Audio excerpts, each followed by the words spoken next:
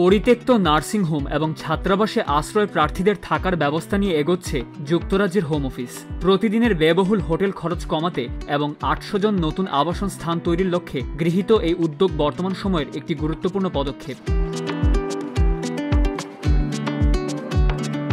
বর্তমানে ৩৫,০০০ আশ্রয় প্রার্থী হোটেলে বসবাস করছেন। গত বছর এই সংখ্যা ছিল ৫০,০০০। ২০২৩ থেকে ২৪ সালে হোম অফিস আশ্রয় সহায়তায় মোট ৪.৭ বিলিয়ন পাউন্ড খরচ করেছে। এর মধ্যে ৩.১ বিলিয়ন পাউন্ড ব্যয় করেছে হোটেল খাতে।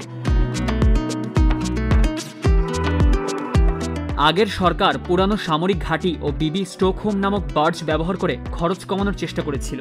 তবে জাতীয় নিরীক্ষা কার্যালয়ের প্রতিবেদনে এসব স্থাপনাকে ব্যয়বহুল ও অকার্যকর হিসেবে উল্লেখ করা হয়েছে। ক্রিমিনাল কিংবা পুলিশ কেস নিয়ে জীবন বিপর্যস্ত, ব্রিজ সলিসিটরস রয়েছে আপনার পাশে। নতুন পরিকল্পনায় হোটেল বা সামরিক ঘাঁটি নয়, বরং পরিত্যক্ত নার্সিং হোম এবং ছাত্রাবাস ব্যবহার করে ৮০০ নতুন আবাসন স্থান তৈরি করা হবে। গত বছর প্রাপ্ত তথ্য অনুযায়ী ইংল্যান্ডের ৪৬টি স্থানীয় কর্তৃপক্ষ এলাকায় ৯৪টি পরিত্যক্ত নার্সিং হোম রয়েছে। আশ্রয় প্রার্থীদের জন্য এ ধরনের পরিবেশ উদ্বেগজনক বলে মনে করছেন দাতব্য সংস্থা অ্যাসাইলাম ম্যাটার্সের পরিচালক লু ক্যালভি।